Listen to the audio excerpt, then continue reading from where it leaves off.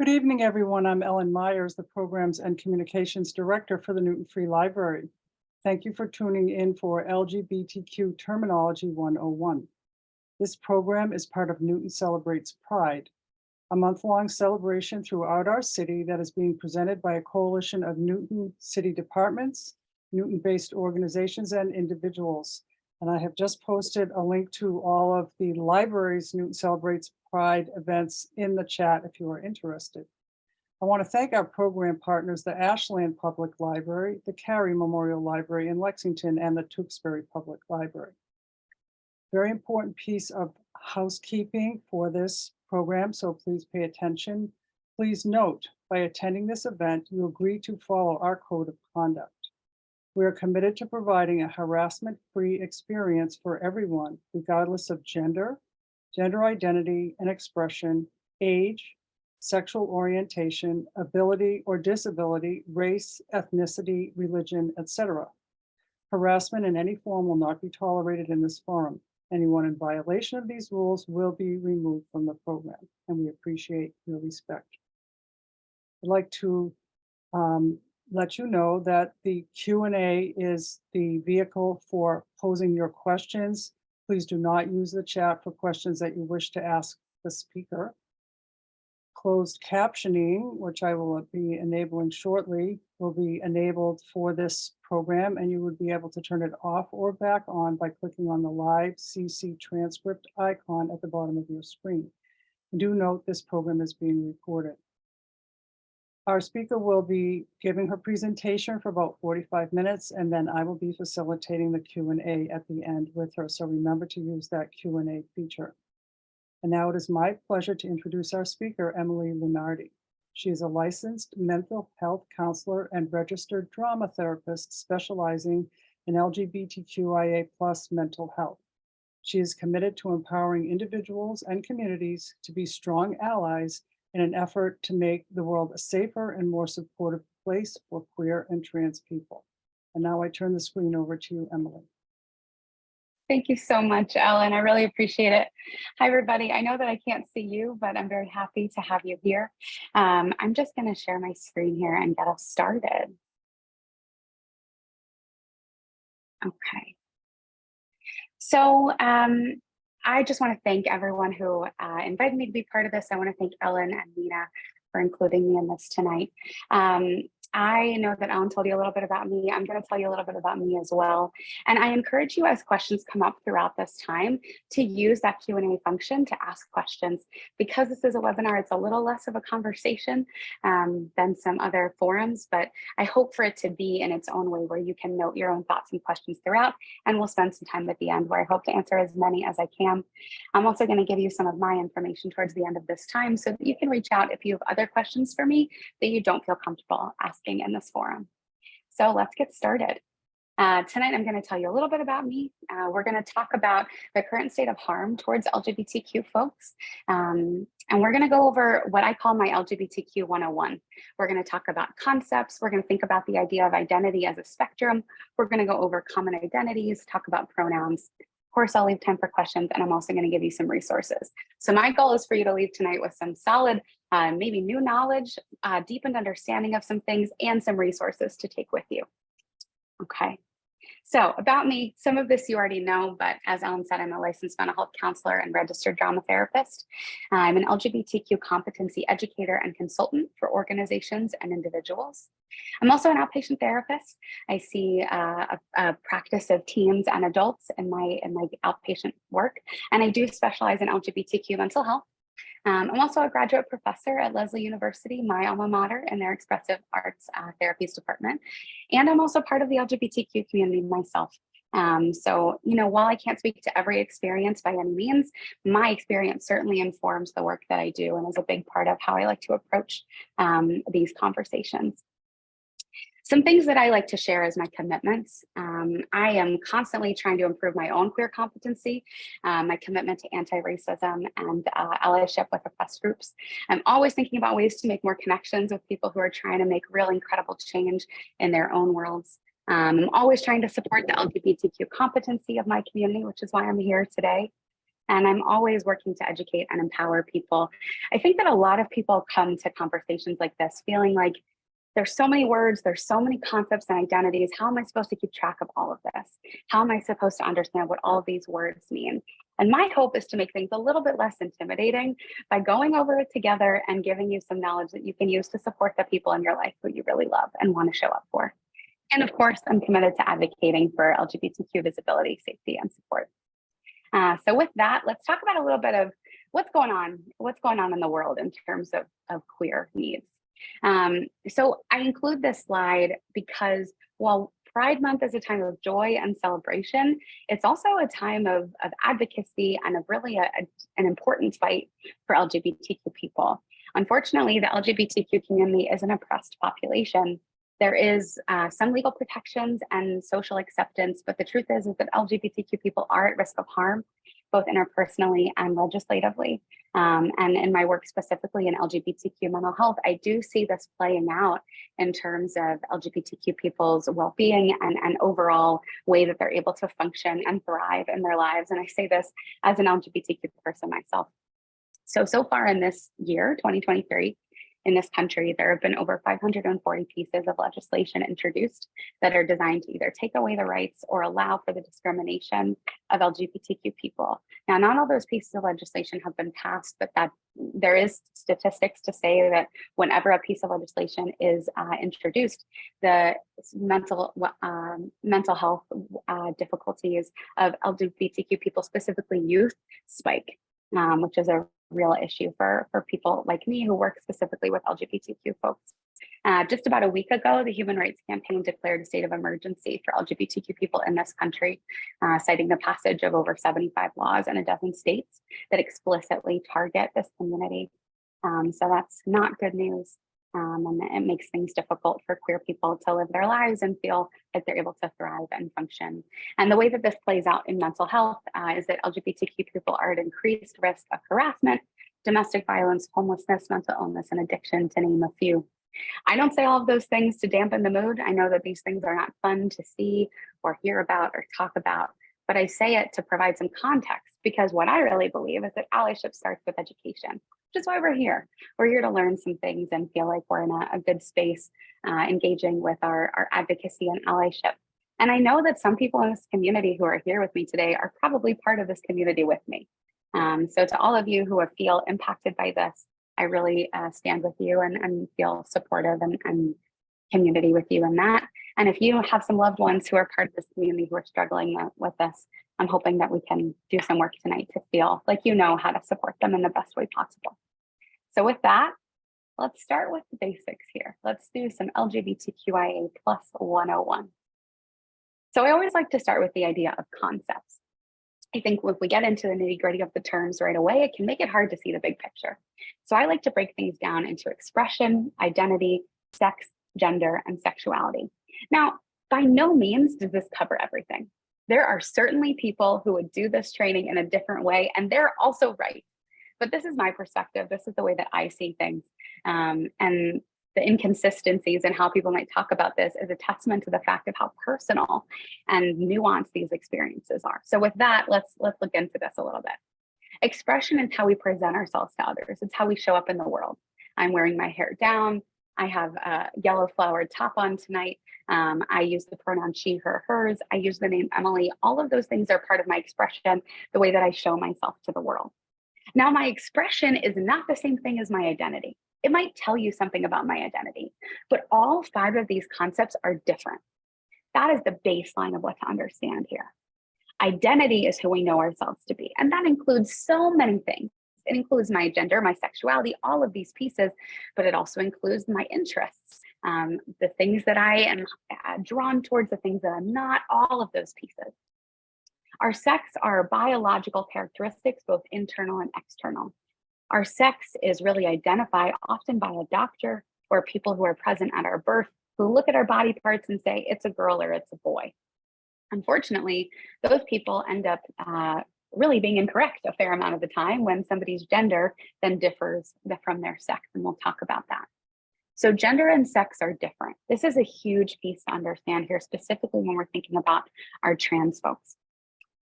And everybody, really. Gender is how we understand and identify ourselves in relation to social constructs of masculinity and femininity. Our gender might align with our sex. For example, I was assigned female at birth, and I do identify as female. Those things have aligned for me in my life, but that isn't the case for everybody. Our sexuality is how we identify with regards to our attraction to other people. So the way that we, at least that I was taught, that many people are taught, is that you're born, the doctor looks at your parts and says, it's a girl or it's a boy. You're going to agree with that for the rest of your life. And that inherently means that you'll be attracted to the opposite sex. But that just isn't how it works. People are so much more complicated and nuanced and beautifully complex than that. Our sex assigned at birth tells you what body parts the doctor saw. Your gender is how you feel with regards to these concepts, these social constructs of masculinity and femininity. Your sexuality is who you're attracted to. These things are all going to differ. Of course, your identity is bigger than that, and your expression is how we choose to show ourselves in these ways to the world. So the words we use are impacted by these things and how they interact with each other. For example, like I said, my sex assigned at birth is female, my gender is female, my sexuality, I identify as a lesbian because I'm attracted to women. Now, if my sex assigned at birth was male and my gender was male and I was attracted to women, there'd be a different word for that than lesbian. So the words and the terms are totally impacted by these concepts and how they interact with each other, which is why I like to start here. So next, what we're going to look at is the way that all of these things exist on a spectrum. We're going to try and challenge our tendency as humans to put things into boxes. We're going to spread it out a little bit. Okay, so all identities exist on spectrums, really more like complicated constellations, but a PowerPoint slide is only so big. So I gave some examples here of spectrums that we're looking at. Again, it's more complicated than what we can see here, but for the purposes of our conversation today, I really wanted to show us this. So we start with the spectrum of sexuality. On that one end, we have heterosexual. On the other end, we have homosexual. My guess is many of you are familiar with these words and what they mean. But the truth is that there aren't just two boxes. There's a whole big spectrum and people can be anywhere in between, right? So someone who's right in the middle of this might identify as bisexual. They might not. Somebody who is all the way towards heterosexual might identify as heterosexual, or they might see themselves a little more complicatedly than that. Somebody who's kind of like 70% towards homosexual might call themselves a homosexual. They might call themselves bisexual. They might identify as pansexual. These words we'll all talk about. So where a person is tells you a little bit about their attraction, but the words that they use still might differ. That's up to them. Then we have a spectrum of gender expression, from masculine to feminine. The way that we show up in the world, the clothes that we choose to put on, the way we dress ourselves, the way we present, the pronouns that we use, our interests, the things that we do, that we spend our time with, are all part of our expression of who we are. Gender can be included in that. But there aren't just two boxes of the ways people exist in the world. There are lots of ways. And this might differ day to day. There are days that I wear dresses. There are days that I wear pants. That doesn't change anything about who I am personally. It just changes how I'm showing myself to the world. That's where the spectrum exists. Then we have the spectrum of biological sex. This one I find to be a fairly new concept to a lot of people because, again, we're told you're either a girl or you're a boy. You're born and the doctor sees this part or the doctor sees that part. But really, again, we're just more complicated than that as people. Oftentimes, people have a combination of what we might call typically masculine or feminine genitalia or internal sex characteristics, external sex characteristics. We call these folks often intersex, which we'll talk about later as well. So although this might not always be visible externally at time of birth, there is a spectrum of the way people experience biological sex characteristics. The spectrum of gender identity I have here, man on one side, woman on the other, this by no means covers the way that gender identity exists in our world. There are people who are in the middle of these two extremes on the spectrum. There are people who don't identify on this spectrum at all of which are really valid ways of experiencing or not experiencing gender. Someone who's right in the middle might refer to themselves as non-binary. They might not. That's really up to them and how they understand themselves. Then I added a spectrum of sexual attraction. On one end, we have asexual, which you may hear people refer to as ace. Asexuality generally refers to a lack of interest in engaging in sex, a lack of sexual attraction or desire. That isn't the case for everybody. That doesn't mean that all asexual people never engage in sex. It's really dependent on that person, their relationship styles, and what they prefer. On the other end, we have allosexual, which is a very rarely used word. What it means is people who do experience sexual attraction. You may be all the way to one end on the spectrum, or you may be somewhere in between. Now, this doesn't refer to who you're attracted to, but the fact that you might be attracted to anyone at all. You may be a sexual person. Our sexuality is separate from who we're attracted to, right? We have our own sexual desires separate from who they're geared towards. So if you're looking at this and you're feeling really confused, I just want us to take a beat, take a breath. I understand that. What I hope that you take from this slide is that the world's really complicated, which means that our tendency, again, to try and put people into boxes makes things really even more difficult, because that's not how people work. We're just way more nuanced than that, which you're going to hear me keep saying, I'm sure. So I want you to take just a moment and look at this. And I want you to think about yourself, your own sexuality, gender expression, biological sex, gender identity, sexual attraction. Some of these things you may have spent a ton of time thinking about. Some of them you may have spent hardly ever thinking about. That's okay. Take a moment, just check in with yourself. If you were to put yourself on these spectrums, where would you be? Is that something you feel comfortable sharing with people? Is it not? That's okay. Take a moment.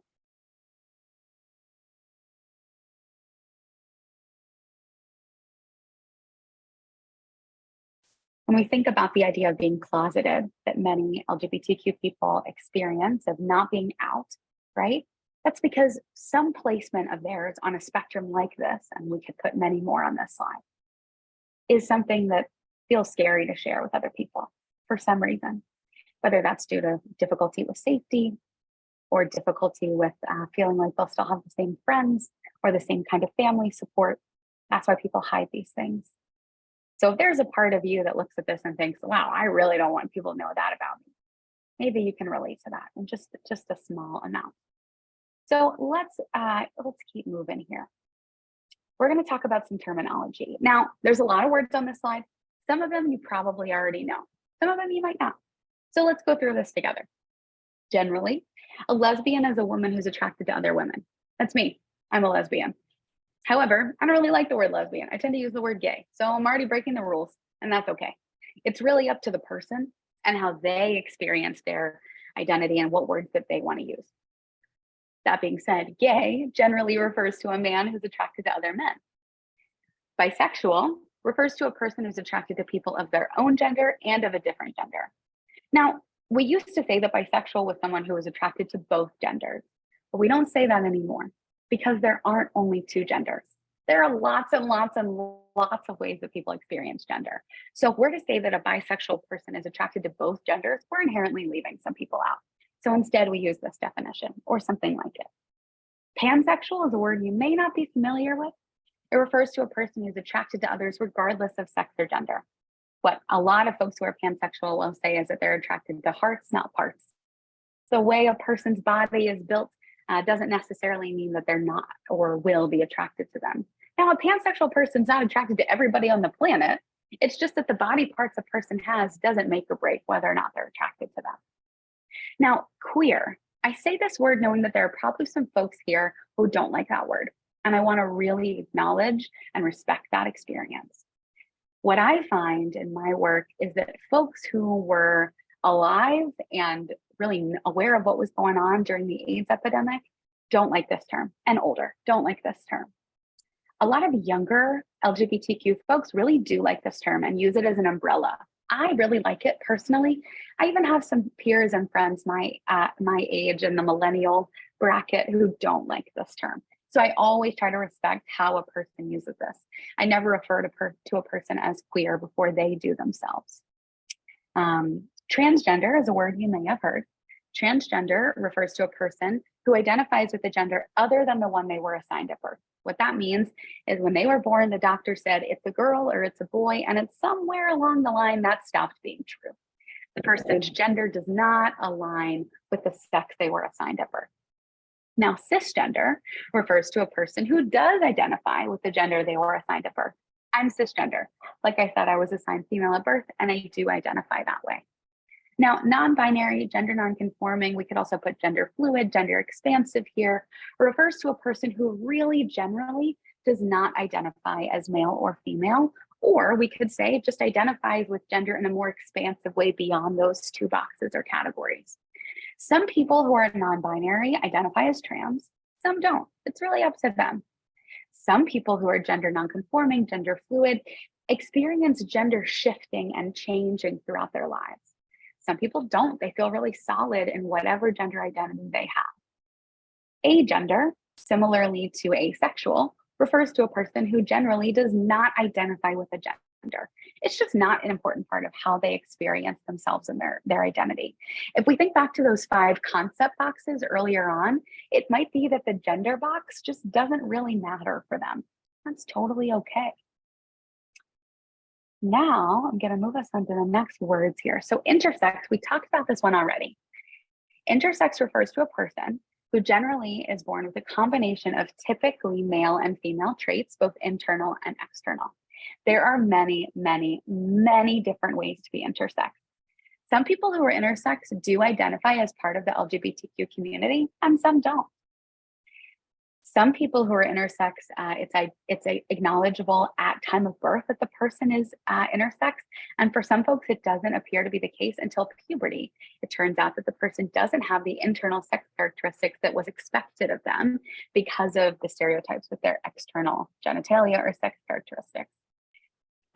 What I've heard that I find really interesting is that intersex, the experience of being intersex is about as common as people with green eyes or with red hair. It's about 1 in 100. I've even seen stats that it's much higher rates than that. We're just, again, really a lot more complicated than just existing in only 2 boxes. So it makes sense to me that this experience is way more highly common than we might know or might be reported. We already learned these next words, asexual and allosexual. A person who does not experience sexual attraction and a person who does. Again, the way these people choose to engage in sexuality is up to them and their lives and where they live on that spectrum, right? Similarly, we have aromantic and alloromantic. Again, aromantic refers to a person who does not experience romantic attraction, while alloromantic refers to a person who does experience romantic attraction. You may hear people refer to themselves as ace or aro, that's referring to these terms, asexuality and aromantic. Now, these next 2 can be identities or they might be relationship styles. We have polyamory, which is the practice of engaging in multiple romantic and or sexual relationships ethically. That means everyone knows about it. Everyone has agreed to some kind of contract of what is acceptable in that relationship and what feels comfortable for people. Like I said, can be an identity or relationship style. And monogamy is the practice of engaging in one romantic sexual relationship at a time, can be identity or a relationship style.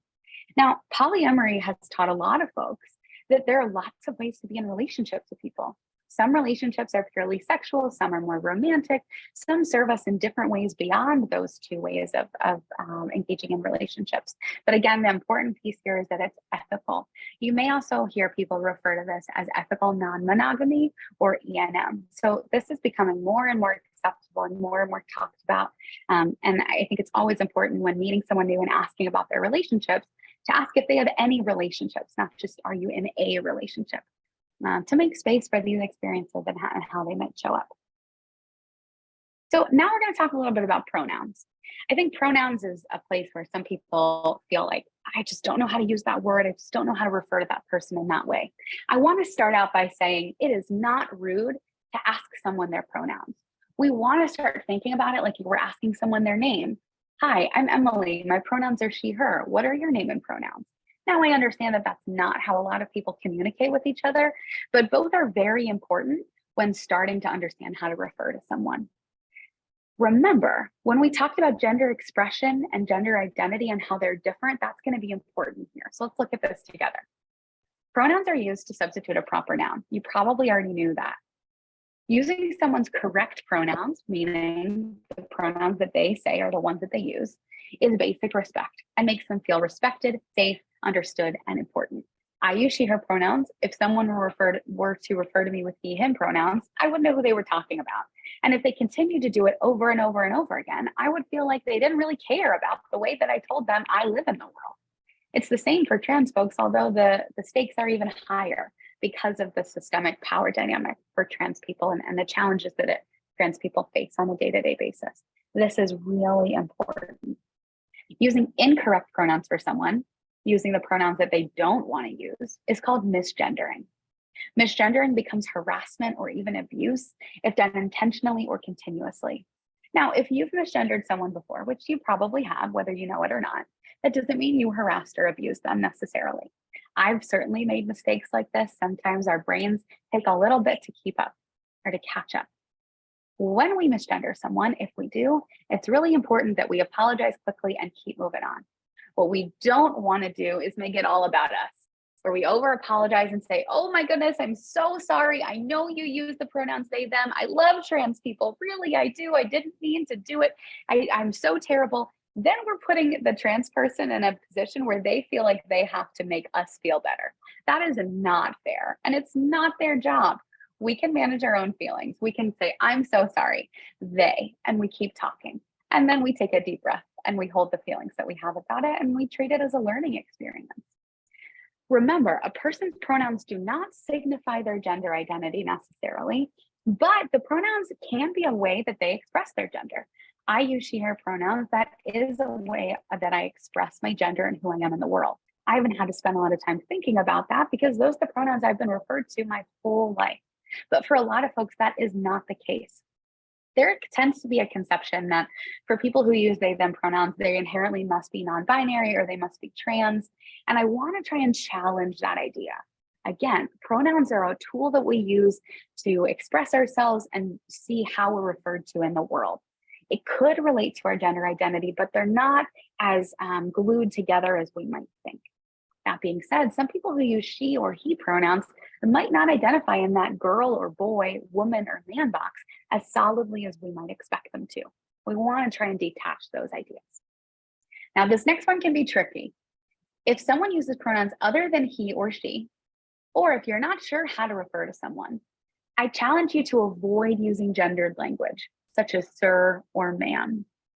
This one is tricky, especially for folks who were raised or who work in an industry where it's really expected and respect to engage with people in a way that uses sir or ma'am. And I want to acknowledge that and hold that sometimes that might be the right thing to do. However, if we don't know who a person is, we don't know how they experience their gender, or if we know that they don't identify as a sir or a ma'am, we don't want to use those words. That's also misgendering. And if someone expresses that they're uncomfortable with that, we really want to respect that. So a little more about pronouns. If someone uses pronouns you're unfamiliar with, you might need to practice them on your own. That's totally okay. I do that all the time. So I share with you here some ways to practice using pronouns.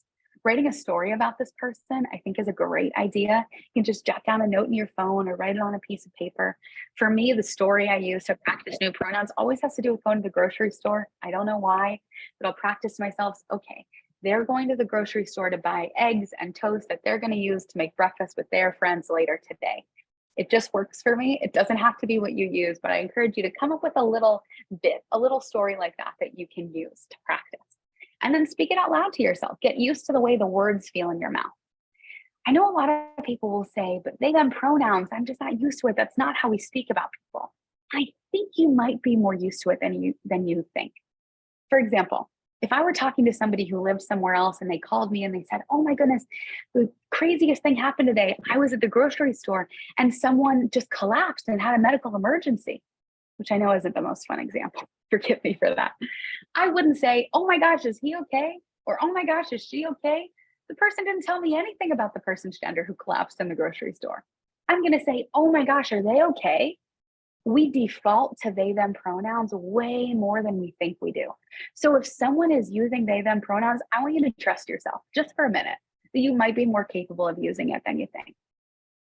I mentioned this one already, but correct yourself if you use the incorrect pronouns for someone, whether they are present or not. A person's correct pronouns are not only necessary when they're in the room, they're also important when they're not in the room.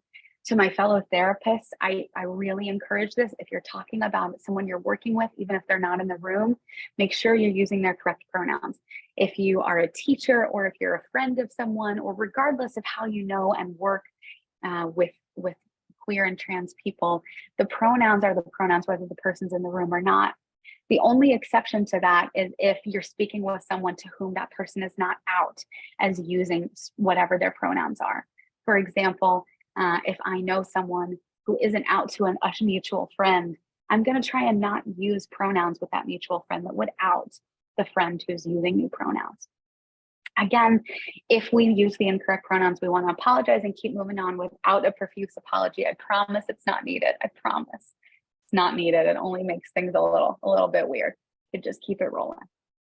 So I wanted to go over some pronoun practice here, starting with they, them, theirs. This might be the one that you're most familiar with beyond he or she. So I have here, they went to class. I have a card for them. This backpack is theirs. Now, this middle one here is an example of someone who uses two sets of pronouns. Now, a lot of people use combinations of pronouns. She, they, he, they. You might hear people say my pronouns are she, they. This means that they use both she, her, hers, and they, them, theirs pronouns. What I want to challenge you to do is not use the one you're most comfortable with, but try and use both. For whatever reason, that person doesn't feel like only one of those sets of pronouns fully encompasses their identity. So we want to try and use these pronouns interchangeably. Doesn't need to be perfect, doesn't need to be every other, but we want to use both. We don't get to just pick one. So she told me their test was very hard. They're having an issue with her roommate. They made the call. I'll give her a call back. It might take a bit to figure out who everybody's talking about. That's okay. You can ask. Are you talking about that one person? Yeah. Oh yeah. My friend uses she, they pronouns. Great. Now we all got it. This third one here is an example of what's called a neopronoun. A neopronoun meaning it's a word that was created to refer to a person who doesn't feel like he, she, or they encompasses who they are. There are hundreds of neopronouns. I don't even think that this is the most common one, but we're going to look at it together. This is pronounced sie, them, zir, and we use it exactly as it says. Z told me what happened. I need to speak with them.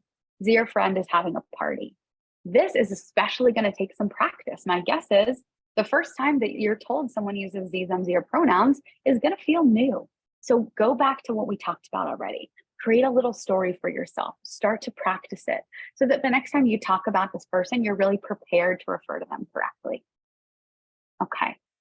So now we come to the point of thoughts and questions.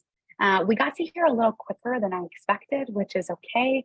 I hope I wasn't talking too fast, but we're going to take a beat and I want to look over to the Q&A and see what we have here.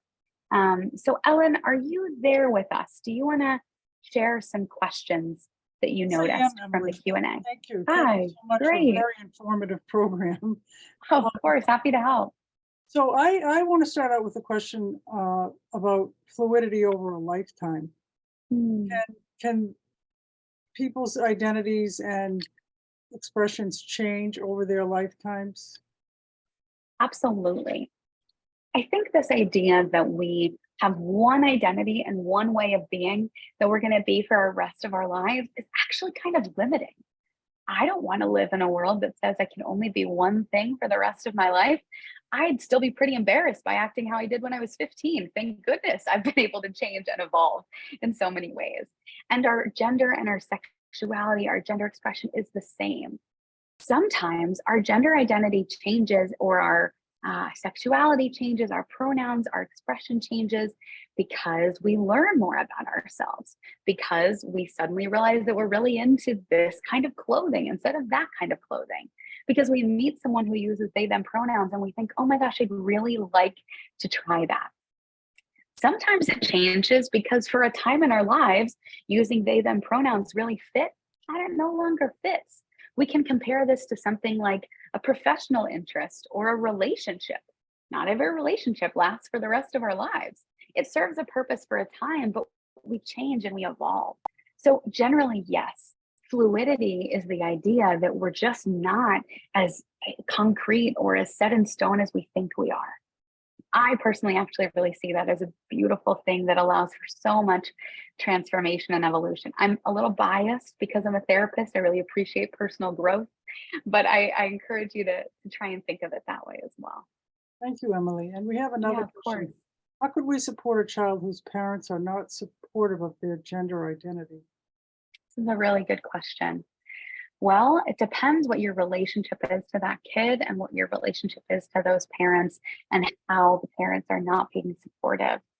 Um, LGBTQ youth mental health is actually one of the most researched areas of LGBTQ wellness. So there's a lot out there that tells you what the risks are for a trans youth or a queer youth not being supported, excuse me. One of my favorite pieces of research that I've ever seen is that a young person, a young queer person's risks of harming themselves are like 40% decreased by 40% if they have one adult in their lives who respects them and who uses their preferred name and pronouns. Now, that is a huge deal because it's not that hard to be that one adult in a kid's life, whether you're their neighbor, you're their cousin, you're their teacher, whatever it is. If you really make space to listen to them, to respect them, to educate yourself if they're telling you something you haven't heard before, to use the name and pronouns they're asking, you can make a giant impact in that kid's well-being, mental health, and future. Now, obviously, that doesn't fix the issue with the parents. And I want to really hold the fact that that's super, super challenging. For some of my queer and trans youth that I have worked with in my career, I can say that a big part of it is helping them see the big picture. This isn't forever. What's the countdown until you're 18? What's the countdown that you can go see the doctor who you want to see, or that you can connect with the person you want, or you can try and move out? And also, what are the ways we can get you support now? The internet is an awesome resource. It also can be terrible, but it's an awesome resource a lot of the time because a lot of teenagers have access to the whole internet on their phones. How can you connect with resources? What cool queer Instagrammer can you follow so you feel like you are connected to someone out there? So finding ways to connect kids to resources outside of the home is really important. And if you are knowledgeable about some of this stuff and these parents will listen to you, take over, change a life, educate some people, make the parents, or try to educate the parents about why what they're doing is harmful and how they could actually have a giant impact in their kid's life. In my experience, most parents who are having a hard time with this, it has nothing to do with the kid. It has everything to do with their own worldview. And they're often really afraid that they're not going to be able to connect with their kid because their kid is so different than what they expected. So helping the parent understand that, yeah, the kid might be different than how you expected them to be, but allowing yourself to be open to this world of theirs is going to allow for more connection, actually, and more safety and health for the kid. So I'm sorry that that's going on, and I encourage you to use this knowledge and try and help out in whatever way you can. Thank you for being so encouraging, Emily. And we have another question. I think from what I'm reading in the Q&A, I see some people feel that a lot of information was put forward very quickly. And for those of us, particularly, I might speak for myself in my generation, not trying to represent everyone in my generation, I can see where they're coming from. So this person asks, is it polite to ask what pronouns she, he, they prefer? Is it appreciated? And then they comment that it requires them to have increased awareness. So that's, I think, a good sign. It requires the person you're asking to have increased awareness. I think that is true, but Asking. the person who's asking, yeah, that's true too. Have increased awareness. It is not rude to ask someone their pronouns. That being said, not everyone's used to being asked their pronouns. So some person might be asked their pronouns and think, what do you mean? Unfortunately, some people might be asked their pronouns and think, what do you mean? Do you think I'm trans? Do you think I'm gay? Right? And that really speaks to a lack of understanding about these concepts. But if you're getting to know someone new, especially if you know that this person identifies as part of the LGBTQ community, it is really respectful to ask, what pronouns do you use? I would stray away from asking, do you use she, her? Do you use he, him? Do you use they, them pronouns directly? And instead asking more broadly, what pronouns do you use? I also encourage you to start by sharing your own pronouns. Even as cisgender people, if we are able to share our pronouns, that creates a world where more people are comfortable and feel like there's a just an acceptance and an understanding that people's pronouns matter. So if I'm meeting someone new or if I'm introducing myself to someone via email, I'm going to share my pronouns. I also have my pronouns in my email signature. I have it in my Instagram bio. I have it on my website. I had it on the front page of this slide. I put it everywhere that I can so that it sets the tone. We share pronouns here. That's totally okay, right? So if you're getting to meet someone new, you might say, "Hi, I'm Emily. My pronouns are she, her. What are your name and pronouns?" And if you're the one to share first, that sets the tone of we share pronouns here, and that's totally okay. So, no, it is not rude to ask pronouns. Yes, it's polite to ask pronouns. If it's received well, really depends on the context, the person you're asking. And if a person says, What is a pronoun? Then maybe that isn't something that's super important to that person. Something I do want to name is that not everyone's going to be comfortable to share their pronouns. We think about it, a person who is trans or non-binary, who's experimenting with new pronouns, might not want to share their pronouns with you. They might not feel ready to come out in that moment, essentially. So if you ask to someone their pronouns and they don't answer, don't push it. Leave it be. Leave it be. And if you don't remember what a person's pronouns are, or you're worried about using them, stick with the name. The name is always safest. If you know their name and you know it's a name that they use, you can say Emily a million times, as many times as you need if you're not sure which pronouns I use. I hope that was helpful. And if there's anything specifically you'd like me to go back to, I know there's a bunch of questions, but I'm happy to go back a few slides and show you something again as well. I mean, I'm just compelled to ask again. I'm a baby boomer, and I will say that uh, when I was being raised in the part of this country that I was being raised in the state of Massachusetts, we were not talking about any of this. And I have friends who ultimately now, from let's say back in high school, who ultimately now I know are queer. And, you know,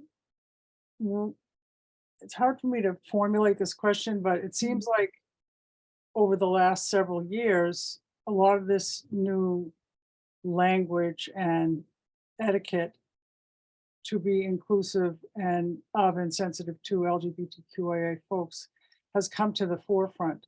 So where was all of this 20, 30, 40, 10 years ago? It's such a good question. I really appreciate you asking that, Ellen. This stuff has always been around, actually. There's record of queerness and transness in indigenous populations all over the world. This is not new. Unfortunately, it has been pushed to the side and kind of exiled by a lot of powers that be throughout the years of civilization. But the concepts, the ways of being are not new. What's happening right now is that, at least in this country, and I can't speak to everywhere in the world, but in a lot of places, there is kind of a revolution of like, this is who I am. This is who I've always been. And I'm going to use a word to tell you about it. How liberating that is to have an experience that can be named. And for anyone who has ever felt really validated by anything they were afraid to share, I think you can relate to that piece of, oh my goodness, finally there's a word for this, which means one, there are other people on this planet who experience this because there's a word for it. And two, I can claim this. I can say, this is who I am. See me, understand me. So all of the words can feel so overwhelming and complicated, but they are just representations of more and more and more people saying, hello, this is me. This is who I am. I hope that you'll see me in the fullness of myself. But the experiences of being gay or bi or pan or trans or polyamorous or intersex or any of these words that we've named are not new. They're just very, very, very human experiences that unfortunately haven't had their moment in the sun for a lot of parts of our history. In this country specifically. Yeah. Yeah, Emily, a couple people have asked, will you be sharing your slides? Will I be sharing my slides? In other words, will you be willing to, for example, send one of myself or Mina, our program partner, from the Ashland Public Library a link to your slides? That's a good question. I am at the end of this, I'm gonna share my contact information, which is where people can reach out to me for anything that they want, in which case I'd be happy to send some of this, and you and I can chat after to see if there's a way that I can share slides to make it more accessible to people. I would love to make this as accessible as I possibly can. So generally, yes.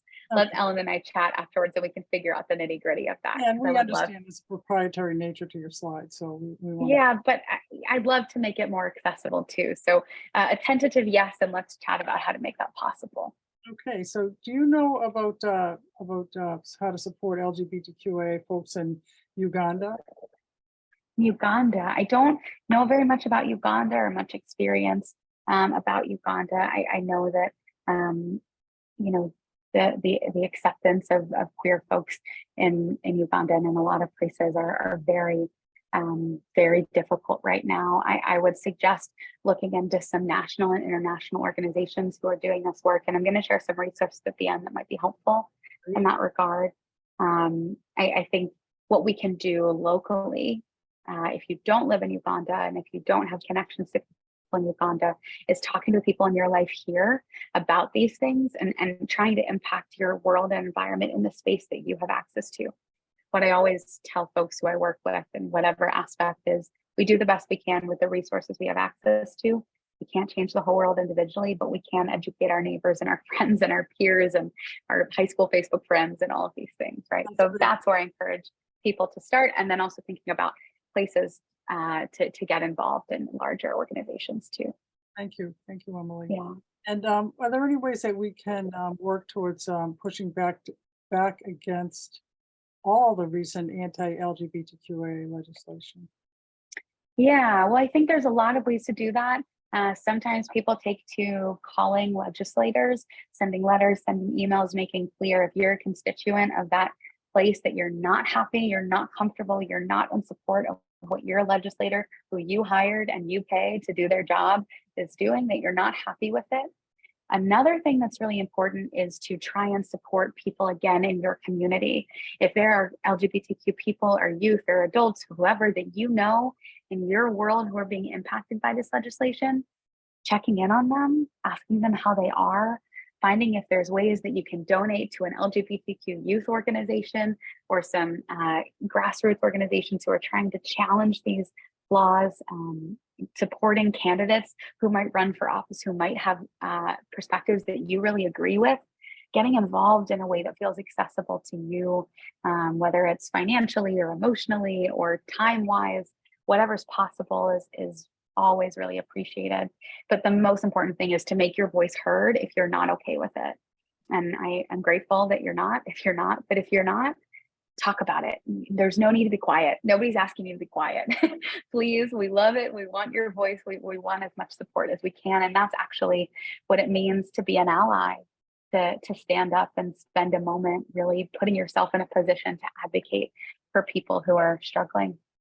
I mean, I would also say that showing up at an event like this to try to educate oneself and then being able to openly share via the chat that perhaps you don't understand everything all at once because there's so much new information coming at you is a great marker for people being open and curious and actually wanting to learn. And then as you learn more, you become more supportive.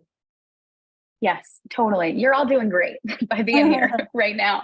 If you're here, you're doing awesome. I consider you an ally and I'm grateful to have you here as part of the community, or maybe you're part of the community yourself. I know that there's so many words and it's normal at this point of the presentation to be like, whoa, whoa, whoa, what was that word? What was that concept? I think somebody said that thing, but I don't remember what it means. And now I'm afraid and I'm not going to say any words. And I really want to challenge that idea. The most important thing you take from this is not a memorization of a glossary. There's no quiz here. The most important thing is to feel like, oh, people are complicated. This is normal. I can be an ally by sharing my pronouns in my email signature at work. I can show up for my grandkid in this way. I can make sure that I challenge my neighbor who has some views that I don't agree with and tell them how that's harming people, like we talked about earlier on. That's what's most important. And the words are going to change. If I were to do this in 3 years, there'd be new words and I'd be outdated. Maybe I already am. So don't stress too much about the word.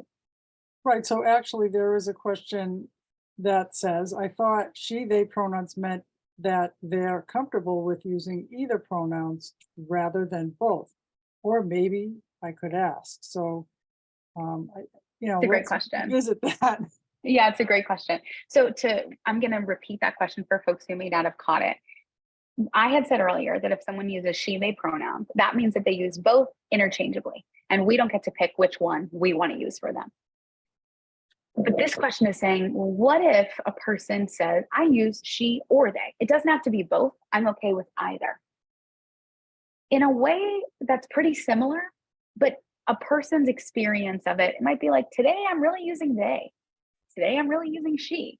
I really want both today. Actually, they, them every once in a while, but she most of the time. Asking.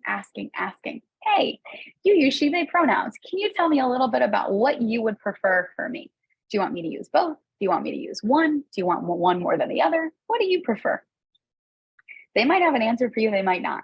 But there's never going to be a slide I can show you that tells you what one specific person wants in regards to their she, they pronouns. You'll just have to ask them. And that's totally okay. Hey, I went to a presentation. Somebody was talking about she, they pronouns, and it seems different than your experience. Can you clarify how you want me to refer to you? In a way, that's the same as like, hey, I thought your name was Emily, but I think somebody else said it's Erica. So what's your name again? It's kind of the same thing. We just want to know how to refer to people correctly. Although I feel according that to them. It could be somewhat challenging and confusing for people who are, and I include myself in this group, for people who are beginning to learn this terminology. Yeah. The idea that someone might want to use she one day and they another day. So if yesterday your colleague at work was using she pronouns and today they're not feeling it, they're feeling they, is it the responsibility of the person who who is working with this individual to ask every single day, what pronouns are you using? No, not That necessarily. seems burdensome and inappropriate. Yeah. It could be intrusive too. And it's, nobody needs to be a mind reader here. That's not the goal, right? But if you know that someone has been using she pronouns for however long, and you refer to them as she, or you refer to that person as she, and the person goes, oh, I'm using they, them pronouns now. Your job is not to say, okay, great. I'll then ask you every day forever. So I make sure I get it right. But instead say, oh, great. Thanks for telling me. I'm going to refer to you with they, them pronouns now. That's it. And if a little later they say, actually, I'm using she and they, you can interchange it. Then go in with that, right? The core of this is honoring who people tell us that they are, because it's not up to us to decide. And therefore, it's also not our responsibility to figure it out. It's their world. And if they choose to share with us something about how they want to be referred to or how they exist in the world, our only job is to respect that. And that goes along with using the pronouns if a person wants specific pronouns. We don't have to be emailing everyone we know every morning at 8 a.m. to say, what are everybody's pronouns today? I don't want to mess it up, right? Our job is just to respect the information as it's shared with us. Thank you for clarifying. Of course. And yeah. another point of clarification, what does the IA mean in LGBTQIA? Great question. Yeah, I think that's important. So really, I could put like 100 letters. There are so many letters, as you know, from all the words that we went over that didn't even cover it all. I tend to use LGBTQIA. Some people use LGBT, some people use LGBTQ. This is what I use. Lesbian, gay, bisexual, trans. Queer is for Q. Sometimes questioning is for Q. Either is fine with me. The I is for intersex. And the A is for asexual or aromantic. Some people also add a P for pansexual. At some point, it becomes a lot of letters, which is why I then switched to queer as an umbrella term. But I if I'm working with an organization, I tend to use whatever combination of letters they use. But that's what the I and the A stands for, is intersex and asexual or aromantic. And can you talk a little bit more about what the CIS means in cisgender? Yes. So cisgender, I don't know the origin of that beginning of that word there, but cisgender as a word refers to someone who experiences the gender that aligns with the sex they were assigned at birth. which means that they're not transgender. Cisgender and transgender, we can think of them as opposites, really generally, right? So a person who's trans, their gender identity that they use and understand and experience as they move through the world is not how they were raised necessarily. It's not what they were assigned at birth. It's not how they were referred to as in the very beginning of their life. They've learned more and identify differently. A cisgender person, CIS gender, the gender they were assigned at birth aligns with their sex at birth and aligns with how they feel about themselves going throughout their life.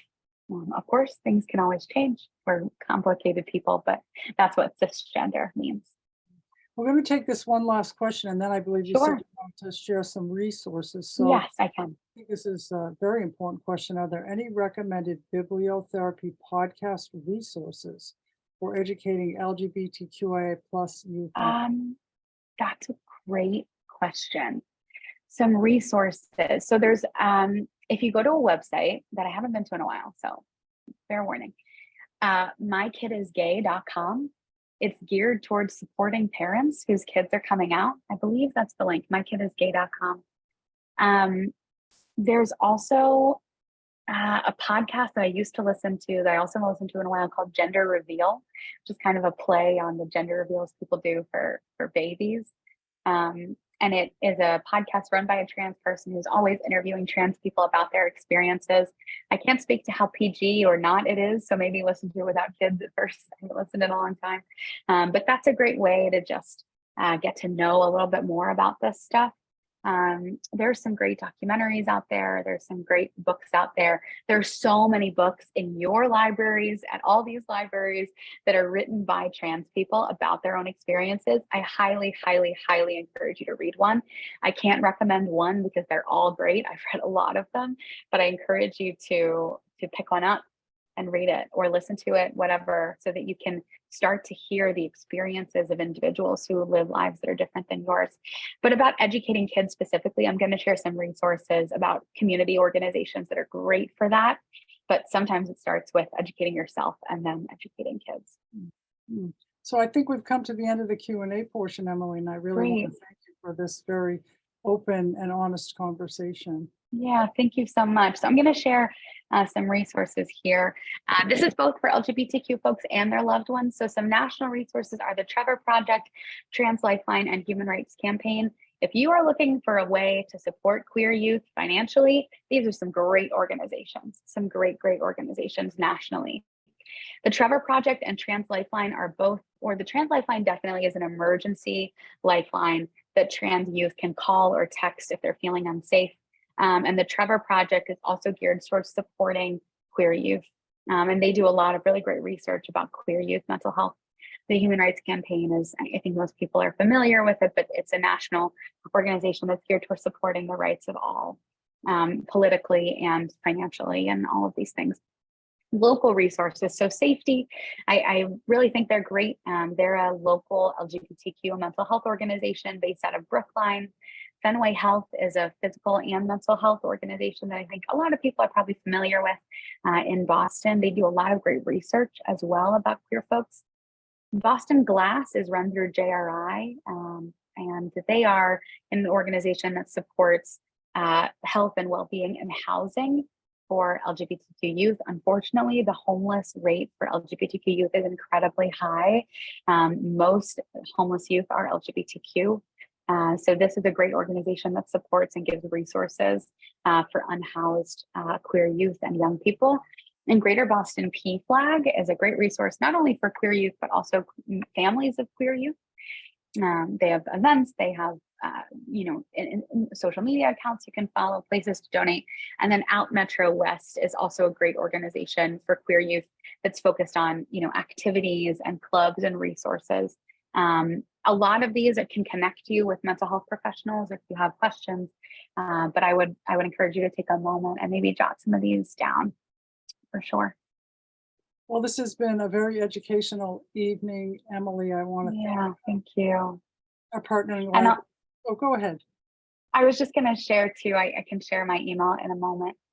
once I give another second for people to jot this down. So if you have any other questions, I know that this isn't always a forum where people feel safe or comfortable asking questions. So please feel free to reach out to me. I can share that now. If you have more questions, if you want to share your thoughts, if you want to connect about some of my services, or if you just want to chat about ways that I can support you, I'm really committed to trying to support my community in whatever way that I can. And I just wanted to share this, that you can reach out. Be happy to chat more. Thank you. Yeah, Thank you thank very you. much. And thank you to our partnering organizations, our partnering libraries, the Ashland Public Library, the Carey Memorial Library in Lexington, and the Tewksbury Public Library. And just so you know, there will be a link sent to those who registered for this program to the recording that you are free to watch and share. And with that, I want to say thank you, and I'll close out the webinar. Thank you, everyone. Good night.